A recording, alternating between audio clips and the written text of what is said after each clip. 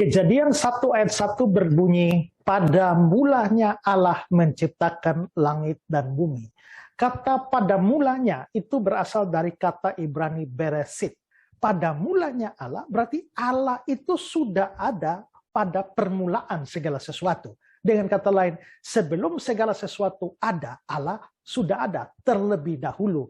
Dan ini mengandung makna kekekalan. Jadi sebenarnya di dalam kata pada mulanya beresit itu sudah mengandung ide bahwa Allah itu adalah Allah yang kekal.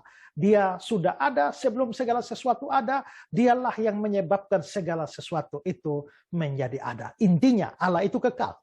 Nah, lalu kalau kita melihat di dalam Injil Yohanes 1 ayat 1, ketika Yohanes membicarakan tentang Yesus Kristus, Sang Firman, Sang Logos itu, dia berkata, pada mulanya adalah Firman. Firman itu bersama-sama dengan Allah, dan Firman itu adalah Allah.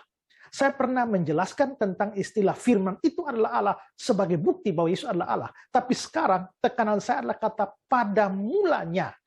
Ini dalam bahasa Yunani adalah arche, en-arche. Dan en-arche ini itu setara dengan beresit dalam Kejadian 1 ayat 1. Kalau beresit dalam Kejadian 1 ayat 1 mengandung makna bahwa Allah itu kekal, maka arche di dalam Yohanes 1 ayat 1 itu menunjukkan juga bahwa Sang Firman itu kekal. Dan yang Yohanes maksudkan dengan Sang Firman itu adalah Yesus. Berarti Yesus itu adalah kekal. Ini sejalan dengan apa yang dikatakan di dalam nubuatan Nabi Mika. Mika 5 ayat yang pertama.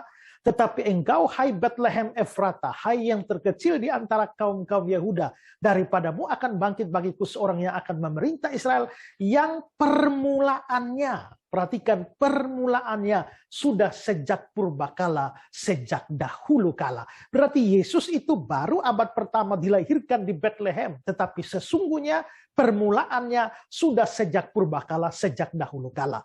Memang purbakala atau dahulu kala tidak menunjuk pada kekekalan. Tapi kalau kita lihat dalam versi bahasa Inggris King James, kata yang diterjemahkan sebagai sejak dahulu kala itu adalah from everlasting, dari kekekalan. Kalau begitu sesungguhnya Yesus yang dilahirkan di abad yang pertama itu mempunyai sifat yang kekal. Kita tahu bahwa salah satu sifat Allah adalah kekal. Hanya Allah yang kekal, yang bukan Allah tidak kekal. Jika Yesus kekal, maka Yesus tidak bisa tidak adalah Allah.